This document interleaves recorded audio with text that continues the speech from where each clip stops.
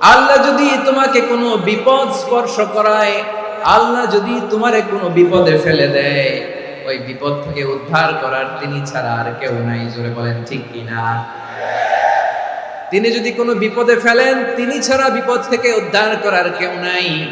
আর তিনি যদি তোমার প্রতি কোনো অনুগ্রহ করতে চান, ওই অনুগ্রহ ঠেকিয়ে দেওয়ার ক্ষমতাও কারো নাই। আল্লাহ যদি আপনার সফলতা দিতে চায়, পৃথিবীর কোন শক্তি ওই সফলতাকে থামাতে পারে?